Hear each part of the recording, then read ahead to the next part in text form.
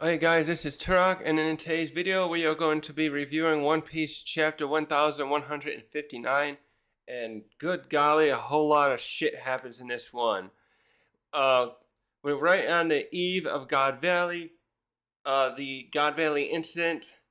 I I once again emphasize, I'm just so surprised that we got this through the flashback, which started with us learning so much about Harald and the relationship he had that ended up having him, um, having his two sons, Haruden and um, Loki, and the stuff that are surrounding those three, and bringing Ida and I can't remember Loki's wife now, that have caused this maelstrom among the in the community of the Elbathians. And so we moved on from that by having Harold meet Rox in Harold's attempts to make good diplomatic relations with the um, world government, I learn us learning that stuff. So now we've been learning a lot about the other relationships with the rocks,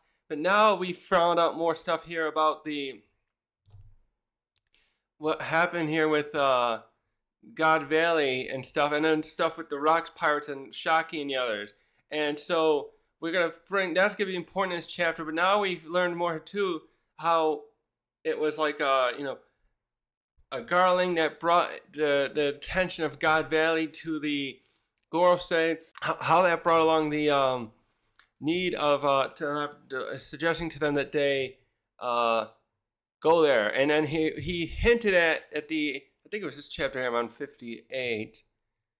Was that the one where he brought that up, or was it the end of, yeah, it was in 58 here. And he brought up the what do you say? That's the word I'm losing. Oh. Anyways, yeah. So we figured out in this last chapter what he meant by finding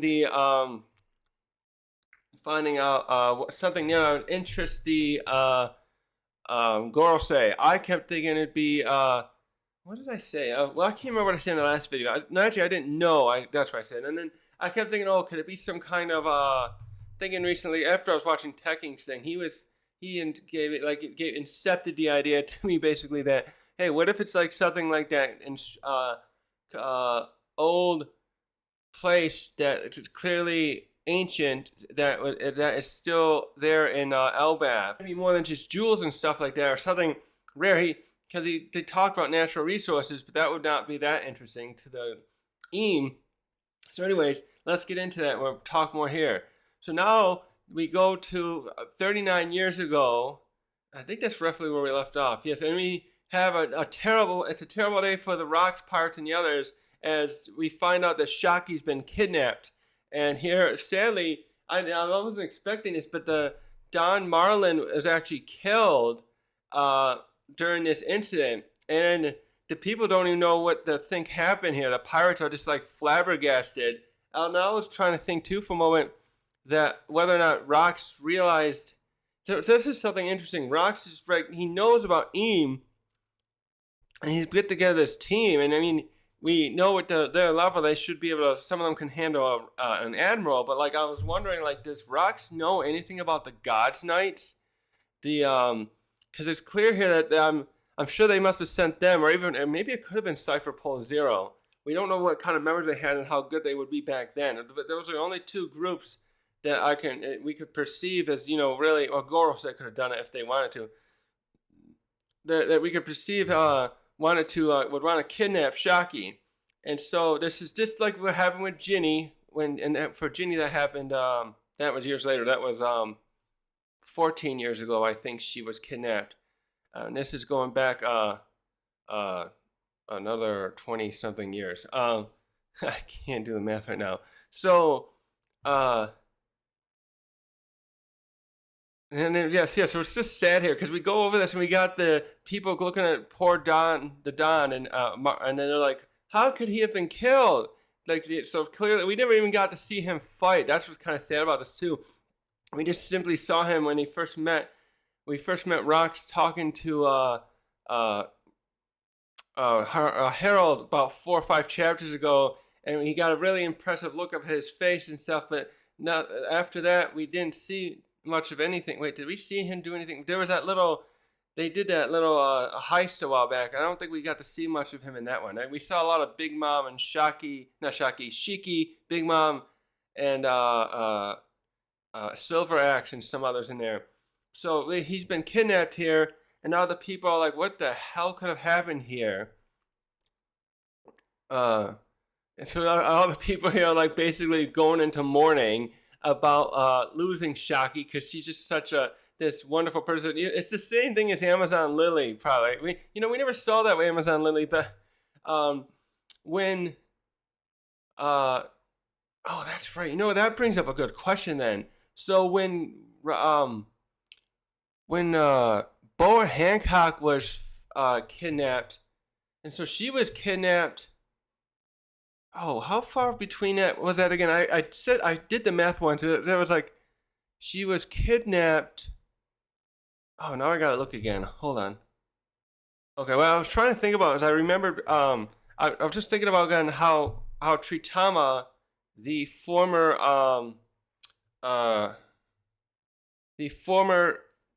Empress of Amazon Lily, how she was in charge until about 13 years ago when she suffered from love sickness.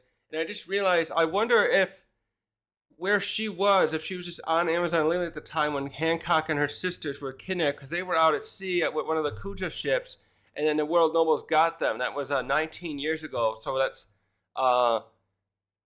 13. It was like 6 years before Tritama passes away.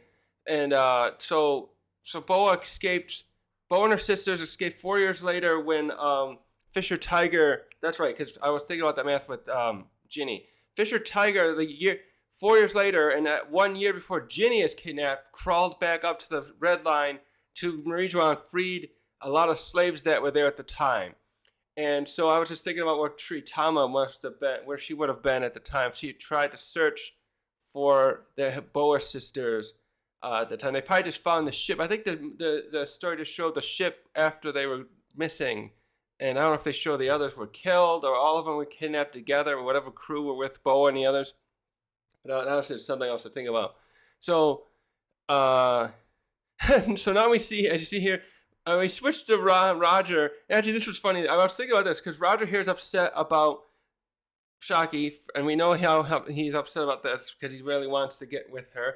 But I was just thinking last night too, I wonder if the reason, because I was just, as I just said, I don't know if the Rox would be concerned about, so they have security to protect Shakky. So I was wondering if he did that with the intent of, suspicion, I should say, of thinking that Roger or someone else, other pirate, would want to come and kidnap Shakky. But you just, so I don't know how we don't know anything about what Darren Marlin's capabilities in battle were, but if he would, the way they reacted suggests he was quite good, and so maybe could put up at least a good fight against Roger and Rayleigh and stuff if they came to kidnap her. And so we now get more of the reactions, and we're talking about how now we see Rayleigh here, and I'm thinking Rayleigh at this point is probably starting to think about, okay, maybe I do have some feelings for her. So how many years ago was that she moved in there like 2 years ago? Oh, I gotta look again. Okay, yeah, this is 42. It was 42 years ago that Shakky went there, and so she was there for 3 years and built up a good reputation. So also I'm going to say that, yeah, that's right. So 3 years ago, so because there was a point there before where Roger and Rayleigh were trying to get her. I didn't look at the year. What was that, 44 years ago maybe, or 43 or something like that. So Rayleigh has interacted with Shakky for a long time, so I'm wondering if at this point he could have developed some feelings for them. So the only thing here, in a way that's a little fortunate, is that what's going to happen here is that it looks like for the time being, Shakky is not, let's just say, treated the way Ginny was. They're holding her as a prize, we find here. So she's probably being imprisoned and treated relatively well, fed well, allowed maybe a decent bed, no interactions. They're preparing prizes. So this is like, this sounds like, we don't say, wait, how many years they do thing every year? As far as we know, I don't think Ginny was ever held as a prize. When same with Hancock and her sisters, when they were respectively kidnapped at their points and again, and when those events happened. This looks like something I'm sure this is something they must do now and then. It's just interesting. This is the first time we heard of this idea of using a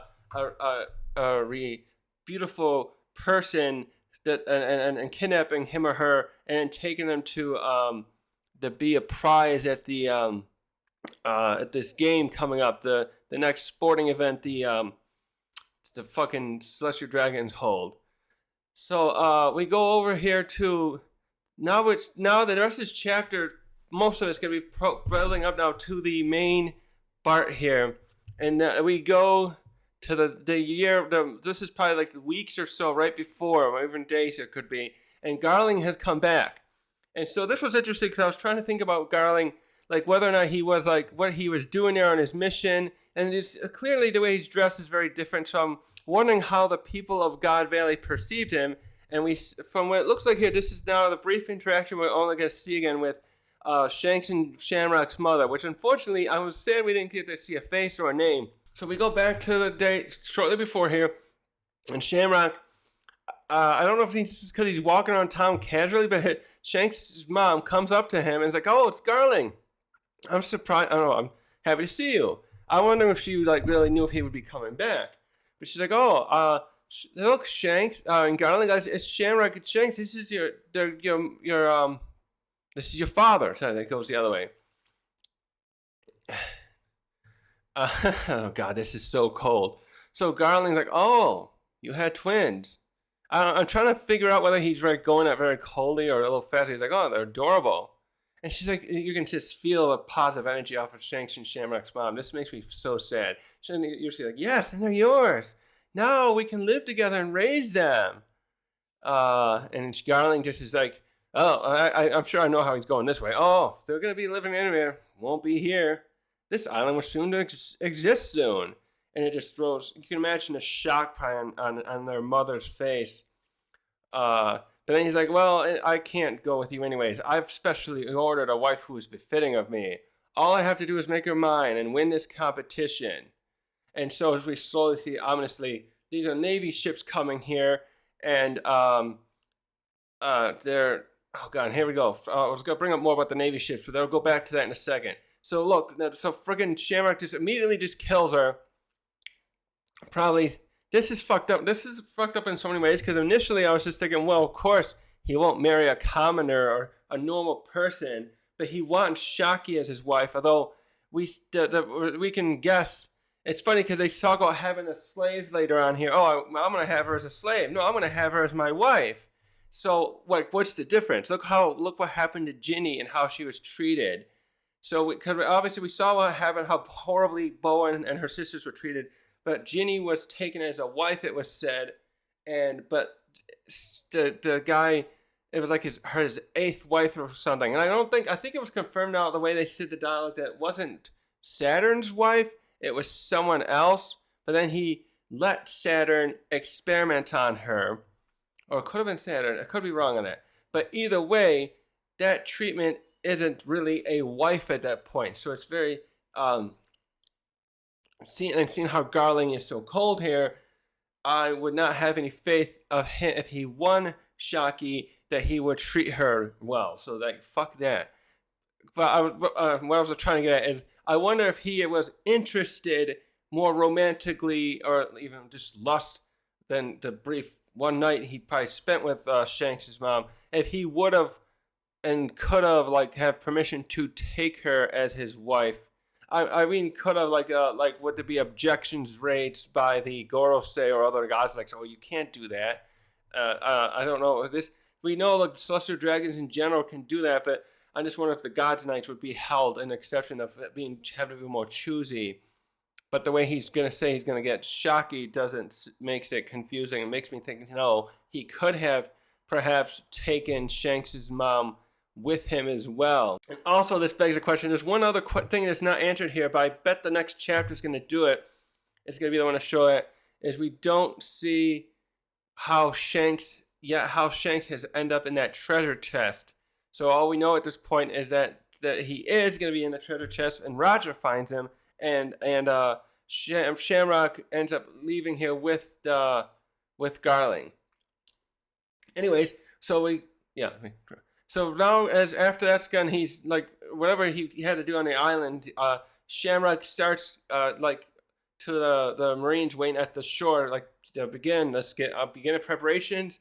And so what's happening here is that they start rounding up the island, and you see the people get freaked out about it, and then they must know to some extent what's happening, because you can see like they start saying, oh no, actually no, I was thinking they did, but no, I didn't read this part.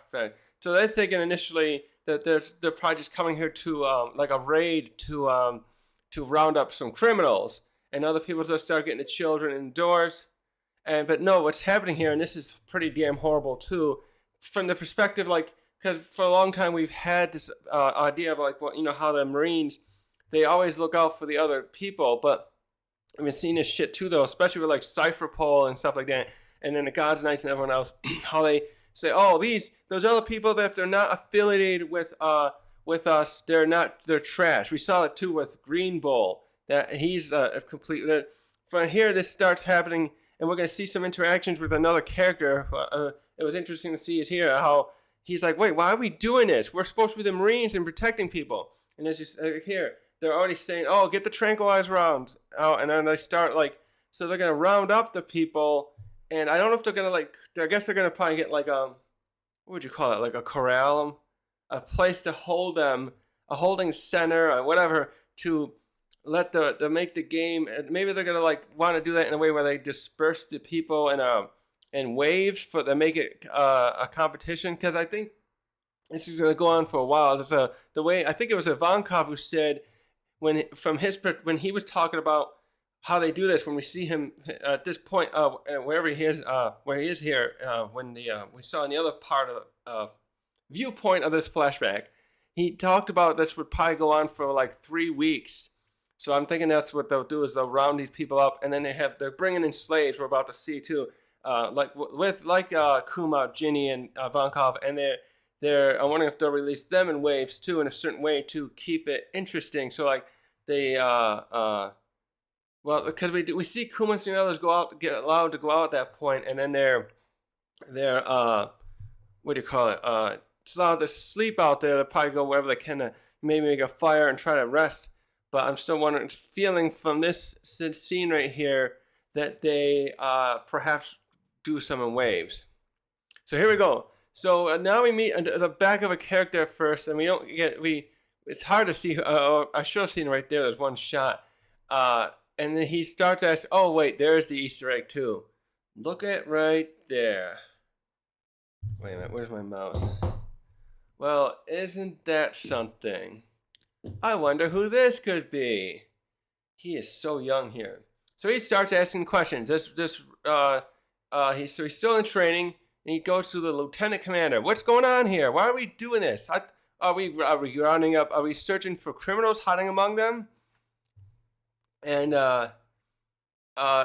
then this guy's like, well, you're in training. Why are you asking all these questions? Just do what you're told. And he turns to another guy. I don't know if that would be the superior. I don't remember the Marine ranks in here, the One Piece ones. And he's like, what's wrong with this kid? And I'm thinking that other guy's a little lower and has been overseeing his training. Okay. So now we start seeing the interactions of people getting knocked out and rounded up. Look, we got these scared kids and the mother, and I think they're still using these tranquilizer rounds. Yeah, and so now people are starting to panic in this one city here, and there's somebody like, "Oh, run for it! They're not here to just round up criminals. They're after us." And now we go back to the rookie, and he's like, "Wait a minute, this isn't right. They look like normal civilians." And this guy, you can see the conditioning shit going on here. Now this is messed up for the Marines. This guy, his superior officer is like, oh, don't think these individual thoughts. Focus on what our orders are and what we're doing. Complete the mission. And he still goes like, but that just doesn't make any sense. We're supposed to do this to help people. And so now he's off on his own here, and he's like, I gotta do it. It's okay. Just follow orders. They're just tranquilizer rounds. Now we get the title card. Monkey D. Dragon, and a Navy sailor, future Revolutionary Armor Commander, and Father Luffy. So stop here. What was his age again? I had it here. So at this point, this would make him. Shoot, let me just do it again. I had the math done the other day. Forgot to write down. He's 55. Wait. 38 years ago. Wait. He's 17 years old at this point, and in training here. So this was something too. I'm stopping here because in a moment Garp's going to be showing up, and not a moment. He shows up. Yeah, they do show him briefly in here, I think. And and so Garp at this point, I think if I looked up his age is correct, he should be 40 years old at this point. And wait, how old would I think Roger is 39. I think he's a year younger than Garp. He's something like that. He's in his 30s. So it's just so fascinating to see the age that I'm back to Garp, I should say. Garp right now is vacationing somewhere, while his son, I'm sure he knows Dragon's enlisted and decided to follow in his steps and stuff. But at this point, you can see the cracks here. And this is going to be really interesting down the line to think about how Dragon and Garp are going to have a talk. Because like Dragon said later when he had this conversation with Kuma, Ivankov and Ginny were there at the time, I think. Because Dragon would have probably told Ivankov already. And anyways, Kuma was asking like, "Oh, you were in the Marines once. Why'd you leave?" And I remember his quote being something like, I'm gonna paraphrase it, like, "Oh, I was there and found no justice." So we can see why now, because that comes 16 years later, I think, when that conversation occurs. So he could have stayed in there a little longer. Well, we wouldn't know exactly. We know for sure he left some point, because 22 years ago is when when Ohara happens, and he's already established the freedom fighters, and Ohara incident mainly makes him realize he has to like step up his game and stop this. So now we can see that the Gods Valley incident and the Ohara incident, which are for two different reasons, but still instigated by the world government, are fucked up and really make him want to leave. So he doesn't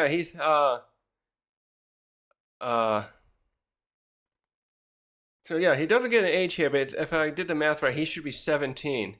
So he's trying to fight. He's got some of these guys running at him, and he's like, "Please, just stop resisting. Let me arrest you, and then we won't have to shoot." And these guys are like, "No, get out of my way. We're not gonna take this shit. This is ridiculous. What's going on?" And it looks like the one guy's waving a weapon. Yeah, and so Dragon shoots them, presumably with the tranquilizers, because he wouldn't want to use bullets. And then as this happens, then we switch to a shot here where someone said, "Put on your masks. We're going to start using tear gas." And, wow, Dragon looks so young. And look, he didn't even have his hair long yet either. When we get him, picked a shot of him 16 years from now, he's let his hair grow out quite a bit. But yeah, this is great. So Dragon's going to be in here, and we're going to see him a little more time later. So now we go to the Navy ship that's carrying slaves, and we see that Ginny and Morgan shows up later, but Ginny and Ivankov are already in action here, and she's sneaking around here. By the way, look at this ship too. I had to bring this up. This ship's interesting. This definitely must be something I only use for ships like that. It reminds me, I thought Garp's ship was a little like that. A lot of the common ones, even the bigger ones, didn't look like that. He drew it very dark and such. It's like enormous. I think it might be bigger than some of those other ships. It seems like it could be. Well, maybe it could be the same as the biggest warship they carry. No. So this is one part I was a little bit confused. Intel agent. So Ginny is reporting back to Ivankov. Oh, okay. So this is another reason I like having the rough version. So it reads here, "It worked out. The intel agent should come guy and get us later." I was like thinking, what do you mean? I thought she just was like sabotaging the equipment herself or stealing some of it then when it got in the island, we saw her working with the Denden Mushi and in that chapter. But in here, in the unofficial one, it says now it's up to the informant to relay it. So she's got someone on their side to maybe someone else in there that doesn't like what this stuff is doing, and it's going to help with the broadcasting of that stuff. And then the last bit here, we see just some other people like, what are these kids up to? Please, just stop. Don't make things work for us. They're of course, are very defeated again, like that. And Ivankov here goes off on this guy, just like he did with those people on the island when they get onto God's Valley later. Like, he's just trying to get them warmed up. It was like, but he's really letting his temper get to the better of him. He's got to find a better way to do that. So he's just like, yeah, we're all going to die anyways. You better stop. You better try and help. And if you want to get out of here, or we're all going to just die.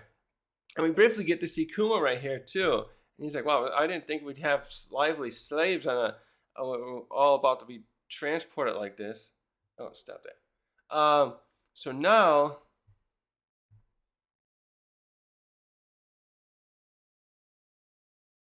So now we get to see Morgan's when he's quite young here.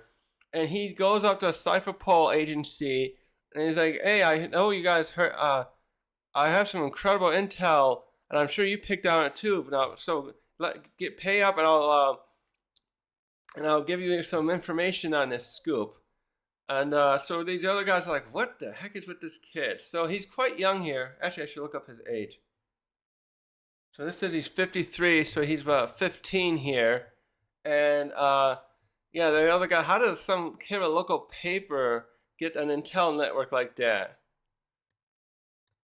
And then the other guy's like, "Hi, you better be careful, kiddo. You'll just get snuffed out." And you know, man, you can see Morgan was quite brash back then. And yeah, I don't know what he thinks he can get away with that. I'm surprised they didn't try and off him. And he's like, you just try it either way. And he just thinks this like, whether they pay me or not, I'm gonna make sure that Pirate Island gets this. So let's stop a second. What it looks like it happened here, the way I'm understanding this, is that the information that Ginny is leaking out, maybe the other one with the help of that informant, Morgan's has some kind of spy, and he's using probably like a spy Denton Mushy or something, and he is found out about the stuff going on where it's happening, and probably the information she relayed about the devil fruits, maybe Shakky as well, and he's gonna be the one now that gets the Pirate Island, Full Island riled up to go there. They don't just hear it themselves. He gets it out there. And that's where we go next here. And then it says, wait, Shakky's still alive? God Valley, where's that? What's going on here? And yeah, and then it's Wang Ji that's like, I'm not sure. You guys were just a reliable source. And so we have here, it's great. We have a good shot of all the others. We got oh, what's that guy there again? Oh, I forgot his name. The one I always think of as the father of the music guy. So I see Glorioso there. We see Stussy, and Stussy's the one that says like, yeah, the Navy's taking action, so there must be something to this. And we got Captain Silver, Shakky. Shiki. I keep mixing Shiki and Shakky. Sorry. And Shiki's like freaking out, like, oh, my love is still alive, just like Roger is. And then Captain, I'll just say John. John's like, wait, she's gonna be a prize for the Celestial Dragon's game. So then he's like peacing out, like, wait, that means whoever kidnapped her was working for the government. And so now we got some of the others.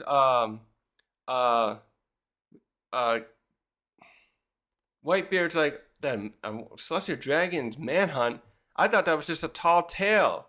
And yeah, this is something too. Like, it's interesting to see the stuff the pirates don't know about what the government's activities are. And so then we go switch to Kaido and Big Mom, and it's like, oh look, Kaido, they got devil fruits. You said you wanted to get one of these days, right? And Kaido's like, oh yeah. So what powers are they? And Big Mom obviously like, oh, these could be good for some of my kids.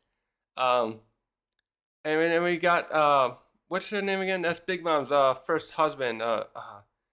And he's like, he goes to Rox, like, are you sure this is not a trap? We gotta be careful about this.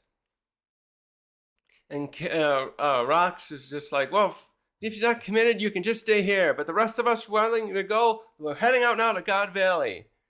And so a lot of them all come. Even I was surprised that Whitebeard even bothered to come. Like he probably could have just stayed behind. Who else would have wanted? Well, everyone else would probably be interested in going. Oh no, Stussy would have probably stayed if Whitebeard hadn't gone. Actually, and I forgot this. What I wanted to say too there is, look, you can see Gloriosa is probably like must have been worried about Shakky too. I know she's jealous that Shakky has the attention of Roger, but I'm sure she's concerned about it. And that you can see she's got the little hearts here, which are really cute there to show like her concern. So now we go to the Roger pirates. Okay, so Roger's like, Gavan, where's God Valley? We gotta head there right now. And then Gavan's just like, well, I don't think it's close, but I'll make sure we get there in time. Rayleigh there. So, and Roger says, we're going, right, boys? And even Rayleigh's like, yes, we're gonna go. And you got the others behind him with the hearts because they're all swoon over her Shakky as well. Wait a minute, now, how does that read that? So Rox is on the move. Okay, yeah. He said, yeah, so Roger's planning on going quickly because he wants to get there. He wants to be the one to save Shakky before Rox gets there. Okay, that's commendable too. This thing that he would realize. Yeah, I know Rox could probably cut his way through there easily, but I gotta be the one to do it. This is my chance to get Shakky to love me. Yeah.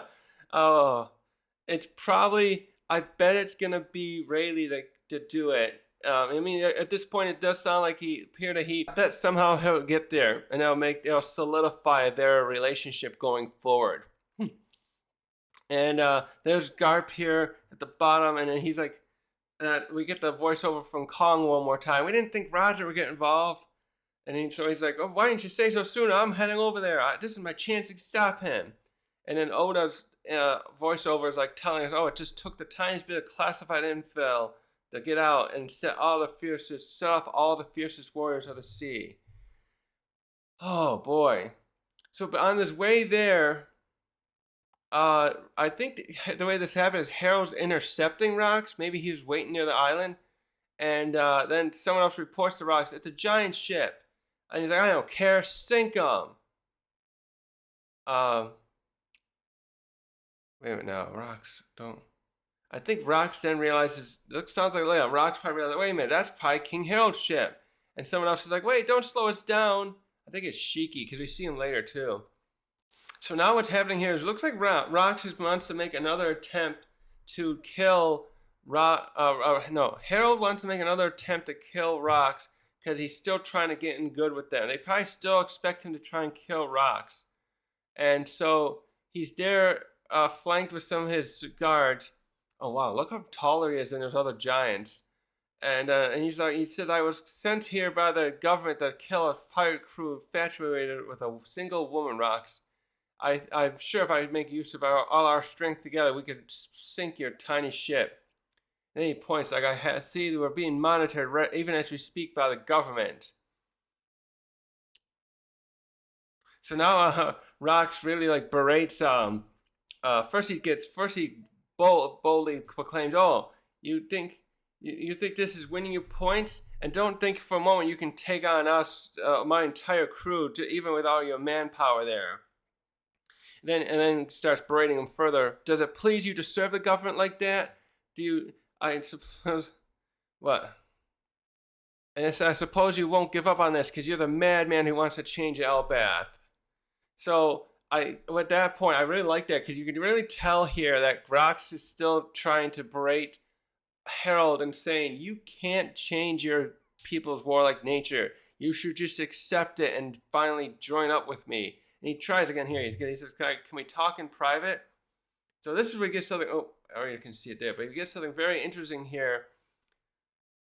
So he wants to tell him, that's right, because he wants to tell him something he's never told the other crew. I'm sure you heard where we're going and why, but I'm only going to tell this next part, and it's not even for my crew to hear. And so they're talking in private on Harald's ship. the other men are like, what is he? Why would his Harold's men are like, why would he want to talk with him over there?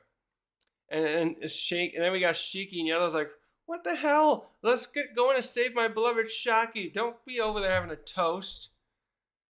And then so here, Rox reveals his name isn't really Rox. My last name is Davy, and it's so Davy D. Zebek. And he says it's the last name of a clan that I suspect the government has long tried to cover up. We are the descendants of a legendary pirate, Davy D. Jones. We took root in a hit, and I think it's not the better way to say it, is like we hid in the criminal underworld and continued to eke out a living away from like the eyes of the government. So this is the part that's interesting. My timing was either great or terrible. Because 2 years ago I finally had a child, and because I feared for the danger, I sent him and his mother away to my place of birth, and I told them to seek help from the Davy clan. But see, wait. So Harold's like, well, why would that be a problem? And well, how would you admit this weakness to me? And then it turns out even more interesting. His home is God Valley, so he grew up there. Holy shit! So we should probably just talk more about that at the end. So this is part 2. Harold brings up and this is a good question. Did the government do this as a means to lure you into their clutches? Let's see. No, okay. I was thinking maybe that's what Garling. So what's gonna happen here is Garling. What happened? The other prize that Garling mentioned is Blackbeard. Young Blackbeard's there with his mother, but I was thinking Garling must have pieced together maybe Rox was a member of the Davy clan, but Rox doesn't seem to think so. So at this time being, I'm trying to say, okay, maybe they didn't piece together Rox being a Davy member. He just thinks no, they're converging on the island just for their sport. They're gonna try and they don't want me to come there. Let's see now. Means of miscalculation.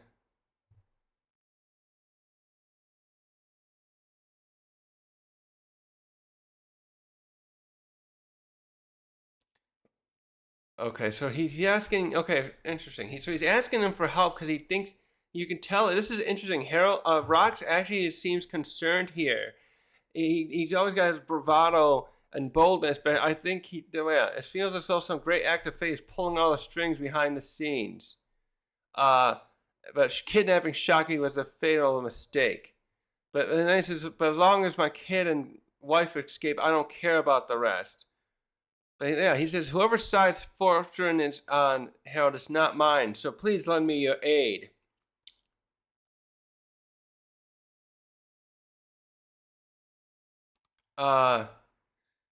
And Harold says, I refuse, I'd rather sink your ship right now. And then Rox gets angry once again, like, oh, fuck you, so be it. But he lets Rox escape here. It looks, yeah, I guess I thought he'd start fighting him. No, he said, don't attack him. But the next shot shows a fire on Harold's ship, so I'm thinking he started it to make sure they wouldn't attack him. Okay, yeah, every 3 years. All right, we're at the end here. We got to look at that point. So the narration goes like, yeah, though hard to believe, once every 3 years, Celestial Dragons chose an island rich in resources and unaffiliated with the government, and carry out a manhunt game there, slaughtering all the natives. And yeah, then we get the final. So maybe Harold never does show up here. I was guessing at the end of the last review that he probably would, but it doesn't appear that he has any involvement in this. So now we go back to the God Valley. Yeah, this is the last few couple. So now we go back here, and this is the last couple pages showing up, and we get we get people screaming and like, what's going on? Why are they doing this to us? And so we get this governor panel here, and now they've set up the that platform we've seen before and everything else, and they got the treasure chest there where those are the ones later that we see that Kuma and Ivankov are able to snatch some of them, and when they find the 2 devil fruits. So now we got all the celestial dragons there, swooning over. The one doing the presentation's got Shakky up there, and he's talking about, oh, including these Deva fruits and stuff we have a unique prize for everyone to try to get. A woman from the island of women, from the island of women on the Grand Line, or the Kambel.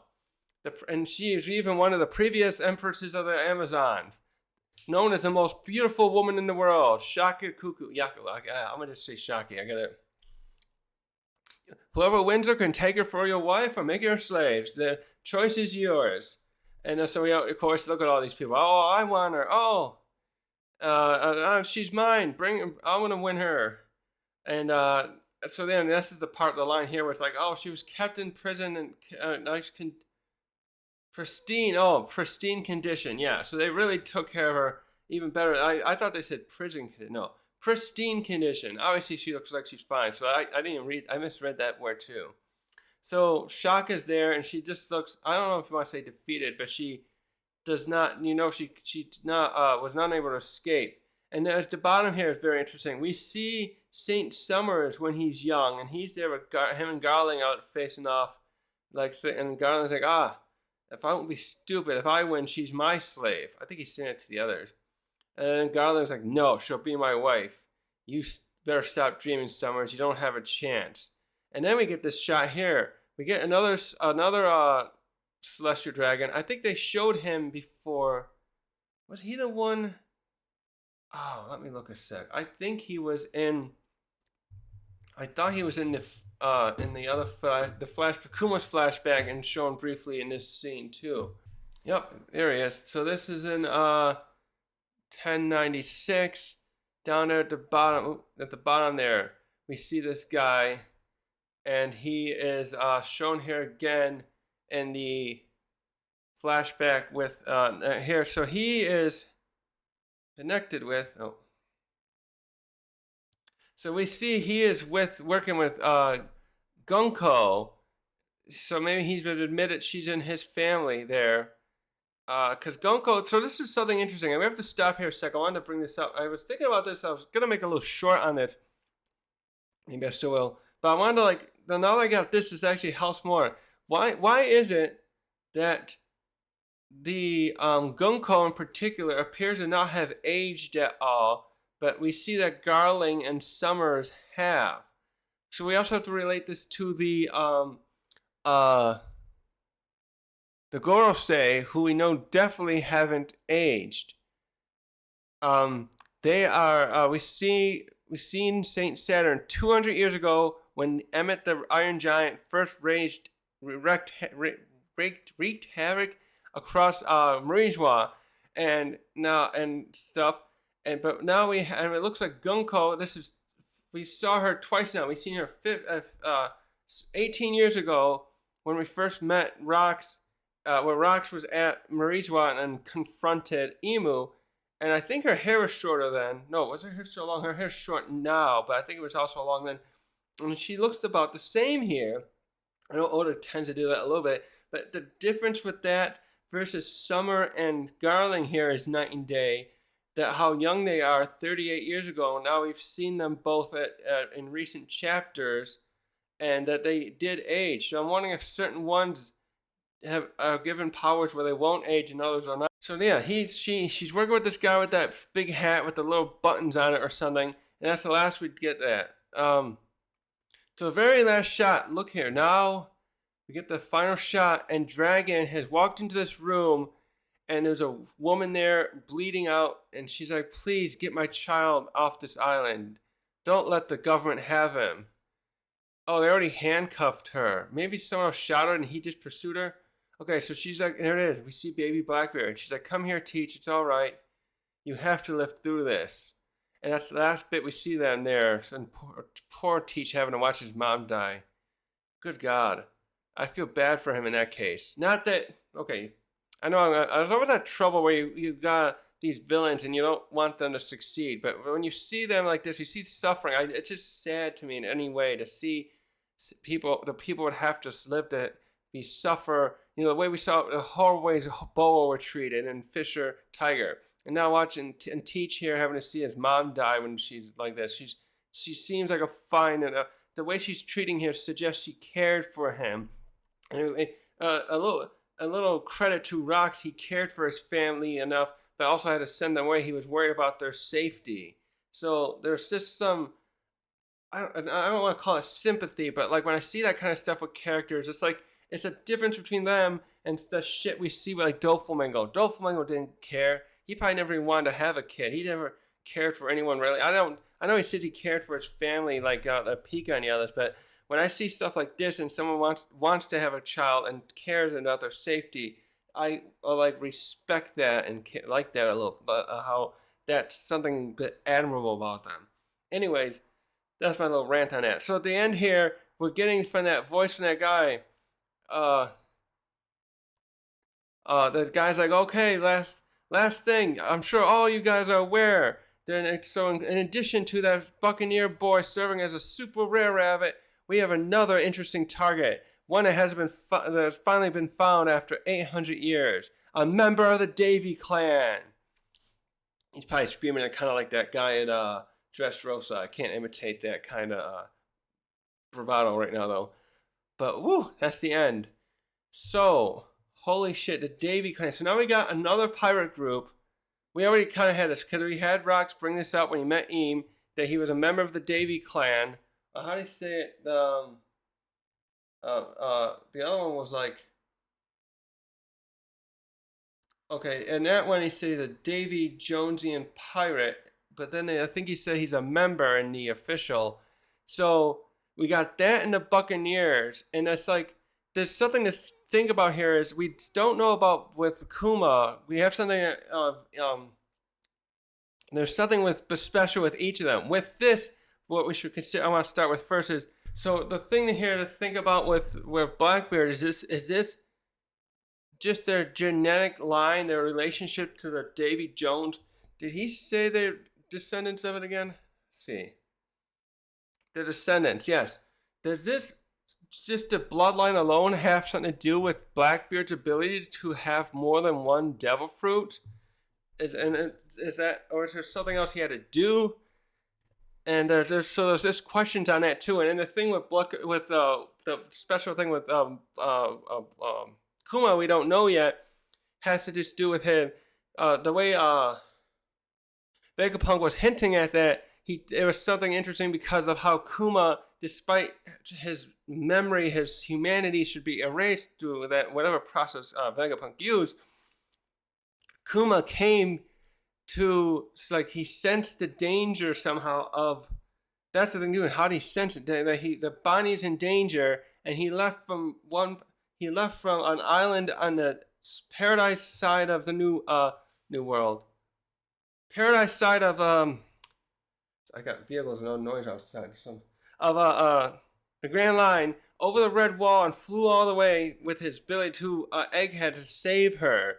And then we unfortunately didn't get the little hint from Oda did that thing where he left us hanging in that point about what something that's whatever specifically that is with that makes Kuma in the Buccaneers thusly interesting. And I hope they'll bring that up soon. But now at least we can understand the line, this line here of what it is with Blackbeard. It got a little more here. It's something to do with this legendary pirate. Now the thing too is the question: is Davy Jones a pirate that was associated with Joy Boy? I'm pretty sure. I think it was like Vegapunk that said that Joy Boy was the first ever pirate. There's a lot of questions there whether there's any correlations with that. But what we can put together too there though is then that Davy back fight, the one that we see now. We saw with Foxy and then how he rocks and used a lot to help put together his crew, probably came from the Davy Jones thing. Now we got that. I was always wondering about that because I heard some people thinking, was it teching or something? Either way, it was just like someone brought, oh, what if Zebek was the one who started the Davy back fight? And I was thinking something like that just sounded like it goes way back. And I'm just glad. I was just like, some stuff like that, I was like, yeah, some of this stuff like this, it has to go way back. Oda wouldn't have everything created recently. Like, I like that there's a long history with this kind of stuff, basically. It's like, all right, this is right. This is what I was thinking. It couldn't. It had to be something that was used for a long time. It just made more sense to me that way, I guess. And so, yeah, it's ironic then that he would use that, and because it's probably something that his ancestor initiated. It has to be. It's they call it Davium. That's what that seems likely. So, and Oda kind of said it in a way too when he brought up rocks utilizing it. He said it in a way like it was a long-standing thing. Yeah, it did say that about 4 chapters ago. So, holy crap, Dragon being there, that was so interesting too. Oh, and poor Mommy Shanks. Um, Also, yeah, I was wrong about his hair, Garling. I think I said like orange something. His hair is like a blonde. So the mother's hair. Then they said specifically some of the other neighbors that were there on the island said to her in the last chapter, "Oh, the kids have your red hair." So they maybe didn't even meet. Some of them didn't even meet Garling. I have a feeling Garling wouldn't have been very. Well, if Garling was there walking around, I have a feeling he didn't like when he was there previously and met the wife, their mother, that he didn't openly say who he was. They probably just thought he was like a noble from some other land, the way he dresses, like that. He looks both like he's ready to fight and he's got rather good fashion taste that would like they were like, well, we don't know anything about some of that stuff those nobles wear. Looks really nice though. Yeah, so Dragon Bean hair makes so much sense. I wonder if we'll have any interaction, any chance, please, of an interaction between him and Garp here. Because this is going to be the closest we see them together ever in the story. We've only seen Dragon when he came to help Luffy. Then we've seen him on that Baltigo, I think that was called Baltigo Island. And now that that's destroyed, he had to come here. And now it's just like him saving Teach. It's just wild too. It's like, where does that put Teach later on? What does Dragon help get Teach off the island all by himself? Like, does he just makes sure Dragon ends up in a safe orphanage type thing or something? There's a good question there. And of course, Morgan's too being the one to partially instigate this too is very interesting and makes a lot of sense. He would have the communications. He probably just got papers flying over the right. Cause they're reading a paper, right? He probably just put it. Is that just the newspapers they're reading? No, it looks like they're just papers, flyers or something. Holy shit. So, that's all I got in this now. That was just amazing. The revelations here are just mind boggling. I'm sure I want to do some stuff. I'm going to have to, maybe, I don't know. I said that before and I know I failed to make some other videos. I need to like just sit on this now. I just want to know where this is still going to put Harald later too. What will we see in the next chapter? What other things can they lend us? So I feel like what we'll start seeing is some of the clashes between Roger, and not against each other, but against the God's Knights. We'll finally get something there of what happens there. And no, wasn't there a thing? No, I think I was mistaken and I cleared it up. I was thinking for a while there that Whitebeard said he got a scar, and I thought that had meant he got it from Garling. And so he just was like saying, whenever I look at your face, I think about that scar. He did say something like that in their first meeting in the, what chapter was that? 300, I was just reading it the other day too. I forgot now. 324, I don't know. I'll put it in here. But he mentioned something like that, and I got to read that again now. And I just don't know why Rox thinks he can get Harold on his side right here. I admire his conviction, but I just don't see how it would ever work. And I like too how they always got those giant sake cups. That's funny now too. The cups there, we saw that with Whitebeard and Shanks on the Moby Dick, and he's using a big cup like that, and he brought it with him. I wonder if he brought that with him because of that. And but it looks like that's just the right size for like a giant to hold and go in there. But it's like different for him. It's different for like Rocks and Shanks and others that would hold that. And I think we saw that with Roger and Whitebeard later on. No, were they using that when they were the last time they talked before Roger turned himself in? I forget now. And shoot, what was I going to say about that too? The